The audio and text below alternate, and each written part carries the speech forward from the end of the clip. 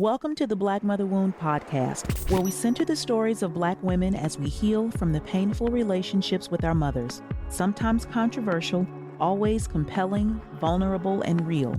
We believe we can only heal the things we named, and if you didn't know, we're all in this together. I'm your host, Jennifer Arnice. Welcome everybody to season 2 of what used to be the She Is Loved project, which is now the Black Mother Wound podcast. I'm your host, Jennifer Arnice. Y'all, it has been a year and a half since I've said that, and it feels good. I've been scrambling today, trying to get past my own anxiety about jumping back in and recording, because so much life has been lifing over the last year and a half, and I'm like, oh, this got to be right, that's gonna be right, is it gonna be the same, are they gonna listen, am I gonna have something to talk about, Ciao. Which really takes us into what I really want to talk about today is you're being too hard on yourself. That's the quickest way, easiest way I can say it. I was talking to my therapist last week and she brought that to my attention. Here I am. How long have I been recording? Like a minute. I already want to cry. She was like, you are really hard on yourself. And I was like, you think?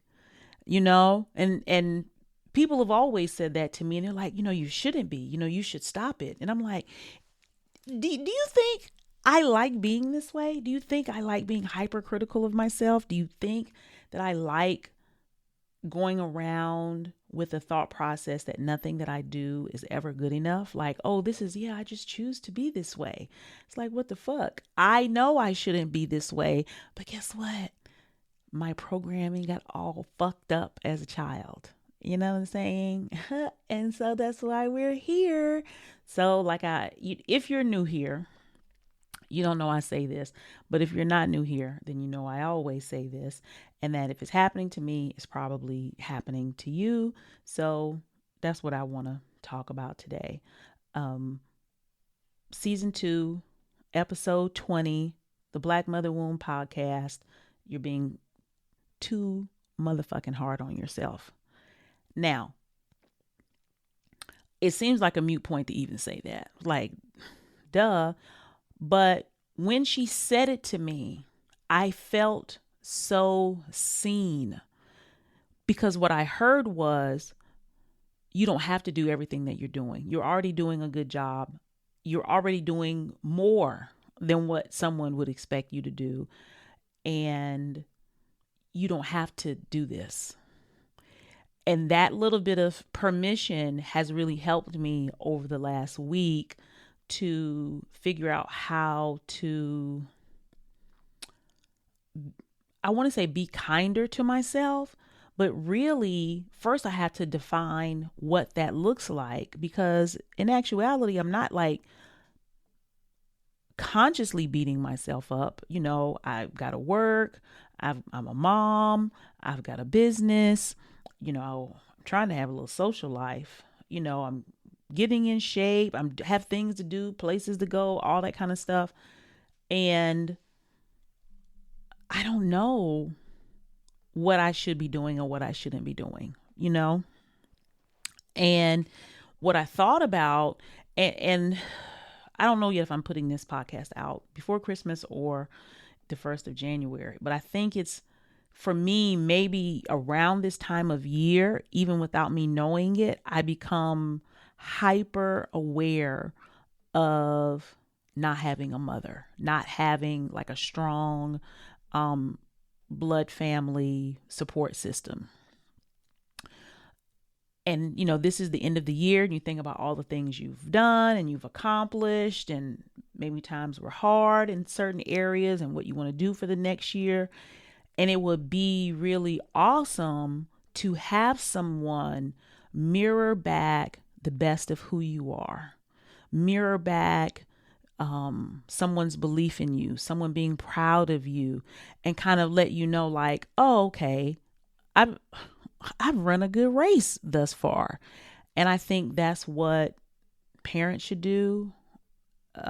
Specifically, I can't say mothers or fathers, but I think from a nurturing standpoint and seeing you and affirming you, that is definitely a maternal trait. And not having that at this time of year, realizing it, realizing that I don't have it really any time of the year, helps me understand why I'm so hard on myself. Not just because I was raised with a hypercritical mother who made it seem like everything wasn't good enough. That's not even the direction I'm going in. The direction I'm going in is not having a gauge. And maybe that gauge is started earlier in life. Like, how do you measure if what you're doing is good enough? If no one has given you a trophy, if no one's ever given you the award, if no one's patted you on the back, if you've never seen someone else rest. A lot of times our hypercritical Black mothers, they didn't rest. They didn't think anything they were doing was good enough. So they kept going. So that modeling is so deeply programmed in our self-conscious that we don't even know that we're doing it. But I am hyper aware of not having someone say, good job, I believe in you.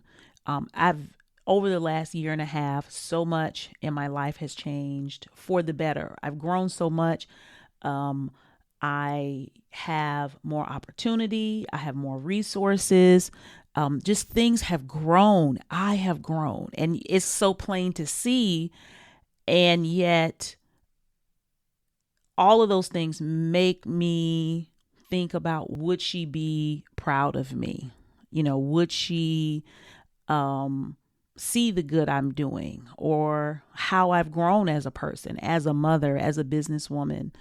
But I don't have that because I don't have a relationship with my mom. So it's almost like at this big old age, I logically know that I'm doing a good job, but that the young girl in me, and remember, I always talk about reparenting and building a relationship with your younger self. Like, that's what this healing is all about. And what she needs, like, that really never goes away. So then you've got the feeling of, you're being hard on yourself. You don't think you're doing enough. You don't think you're doing well enough. And then you have this absence of affirmation at the same time that's going on.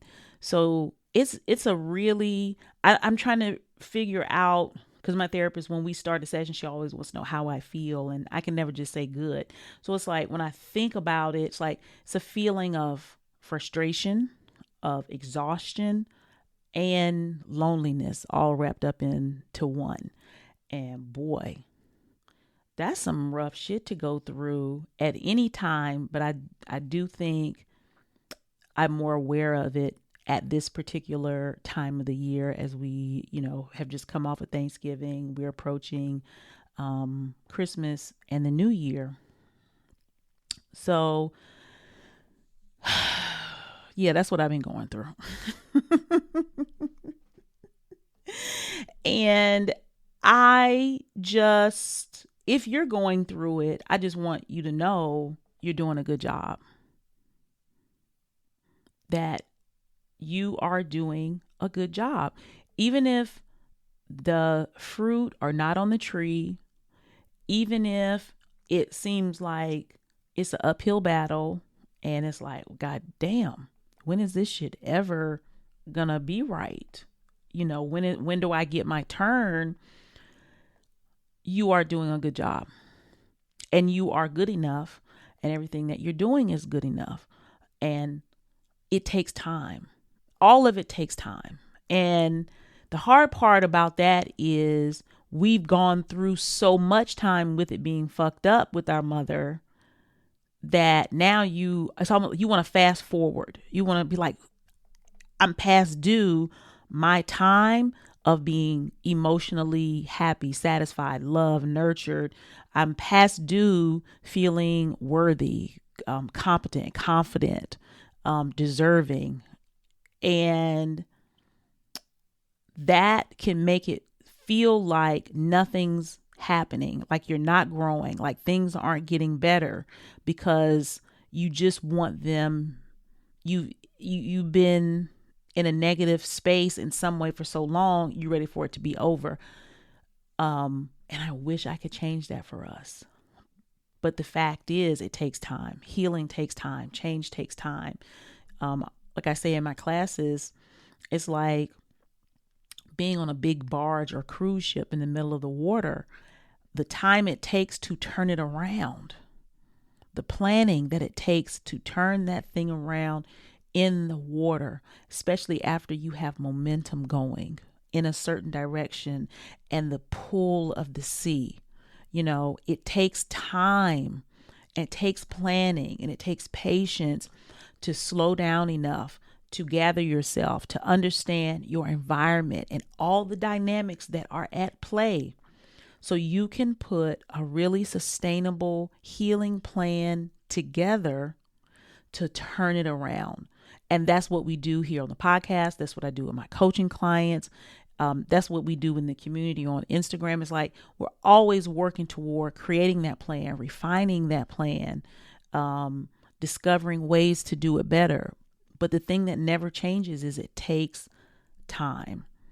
And that's what feels unfair. That's what, because you're like, well, how much longer am I going to be feeling like this or going through this?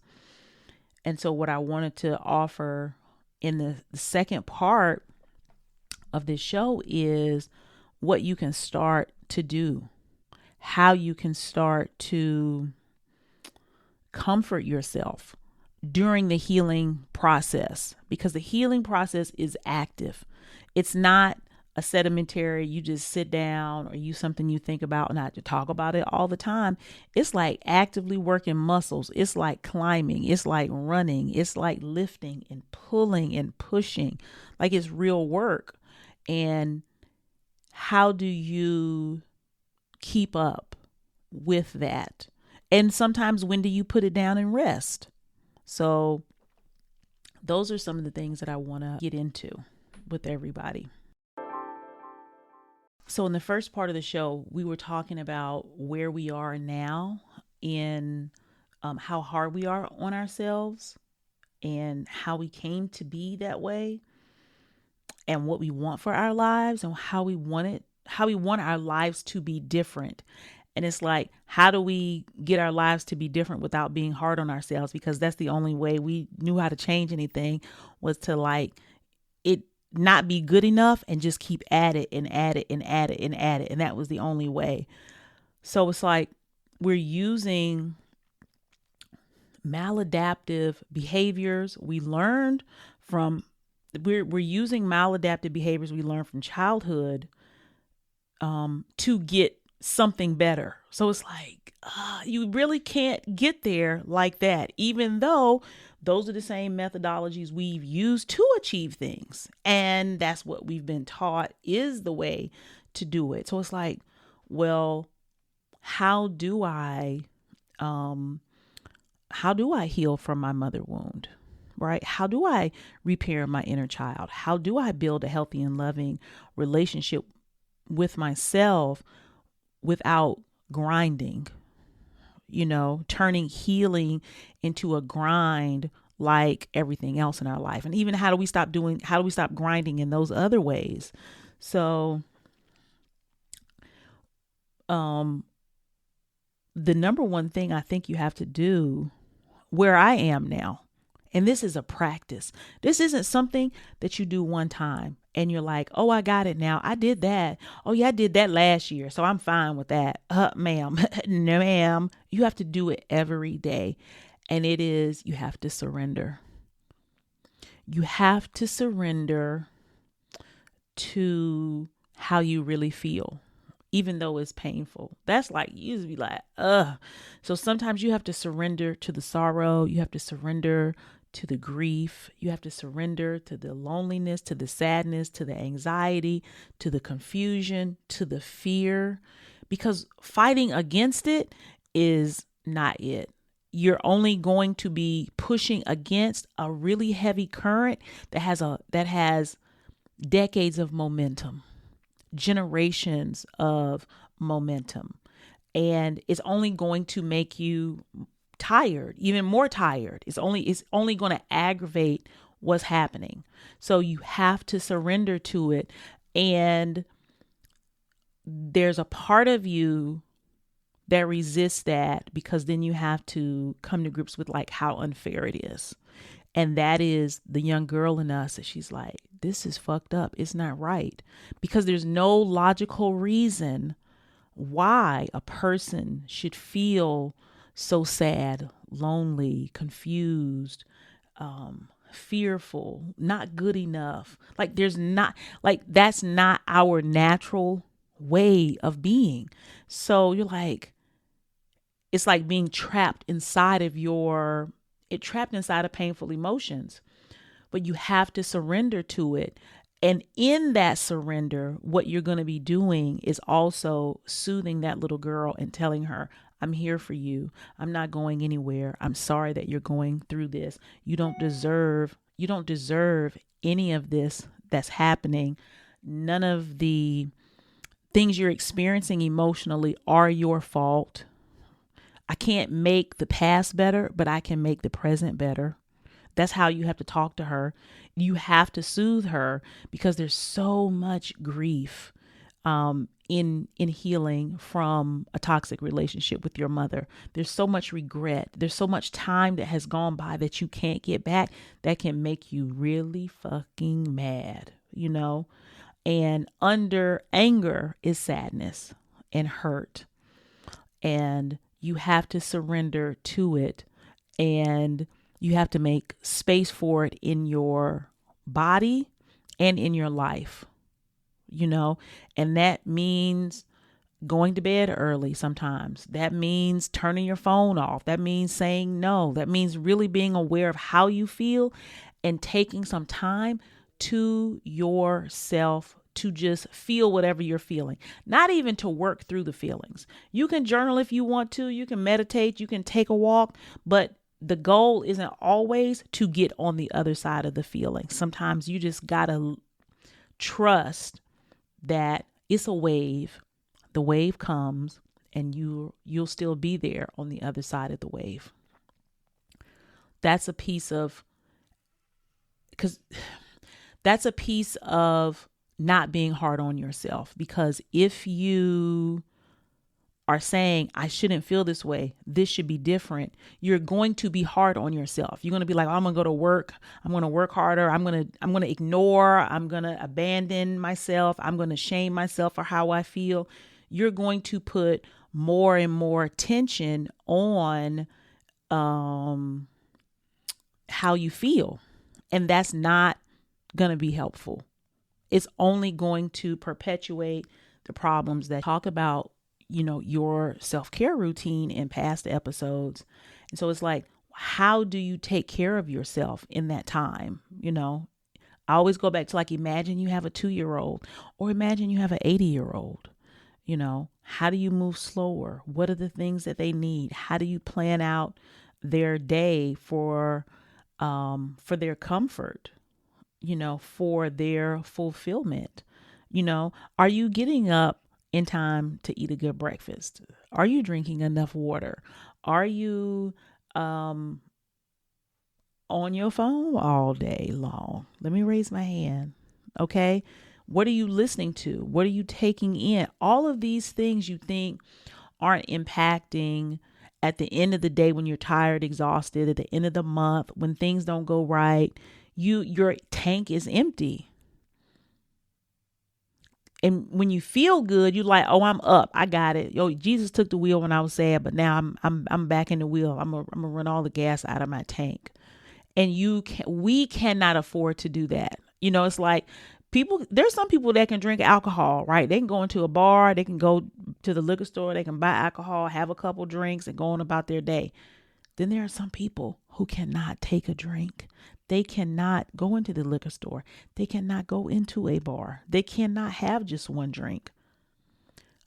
I always consider myself like an emotional addict in a way. Like I really have to manage my emotions and my care of myself like an alcoholic. It's like every day I have to be on it because something that might not set somebody else off or set them back can set me back and I'll be messed up. Okay. So you really have to have a plan that is in place that you're practicing on a regular basis. And it requires loving discipline. That is one of the 4 parts of healing your inner child is loving discipline, turning off the TV, turning off the phone, taking a walk, taking a hot bath. You think these are all nice things to do, but you have to be disciplined to be good to yourself. You have to be disciplined in being good to yourself on a regular basis because it's so easy for you to put yourself on the back burner. It's so easy for you to mistreat yourself. It's so easy for you to abuse yourself, to abandon yourself, to reject yourself, to shame yourself. It's second nature. You don't need discipline for that because it's been so thoroughly programmed into us. So to come out of it, you have to have a loving discipline. And then you have to have this other piece, which you can't do without. And that is you have to have a community. You have to have somebody you can talk to. You have to have someone you can bounce things off of. You have to have someone who you can be soft and vulnerable with. Someone you can say like, I'm tired, I'm sad, I'm stuck, I'm scared. I don't understand why all this stuff is happening. I don't know what to do. You need people in your life, whether a community like ours, like the Black Mother Wound Healing Community. Like when I see women in the comments on IG talking to each other, uplifting each other, even that helps. When somebody has a story and somebody chimes in and they're like, oh, I agree with that. Oh, I'm so glad you said that. That's the same thing I went through. Having a therapist, having a counselor, having a coach, someone who sees you, hears you, and affirms you. That community, that having someone to talk to is really being mothered. That is what it is to be mothered. And have someone envelop you and bring you in and say, it's okay. These are critical things. You have to surrender to the way you feel. You have to have loving discipline around creating a safe and caring space for yourself. And you have to have a community, and you have to have people that you talk to. And people that know what you're going through. These things are vital in us building a healthy, loving relationship with ourselves. Without it, we are going to continue being hard on each other. And that's the opposite of healing. That's the opposite of loving ourselves. And we become predators on our own selves. We become the toxic ones of ourselves. And then you can't say anything about how anybody is treating you because you are treating yourself like shit. Okay? We are the ones. So you're doing a good job, mama. And healing takes time. And as we end the year, or if you're listening to this and we're beginning the year, that's what I want you to take with you, that it takes time and to stay consistent and to work the plan because that's how it works. So yeah, that's what I got for you today. I'm happy to be back. I made it through this episode. I'm going to get it all together put everything where it needs to be, posted up. I love you all. Thank you for rocking with me. If you're in the IG community, the outpouring of support in DMs, the emails I've received, the comments about where is the podcast, where you been, where you at, when you coming back. I'm like, damn, I have a community. I have people. That's something I've never had in my life, So I'm so happy to be here. I'm so happy for all of y'all. I appreciate you. This is our time. We're all in this together. I've got some new goodies that are out in the links in the show notes for some healing tools. Drop me a line, send me an email. Tell me what you want to talk about this year. Tell me how I can help you. Tell me what you want to hear more of. What are questions you have? I do want this to be more collaborative in this season of podcasting with you all, and this, so we can continue to grow our community in a powerful way. So I will be seeing you guys very soon, and take care. Bye. Thank you for listening to the Black Mother Wound podcast. I hope you enjoyed today's episode, and make sure you comment, subscribe, and rate the show. You can keep the conversation going over on IG at Black Mother Wound, and click the link in the show notes to download the free Mother Wound Healing Guide. See you next week.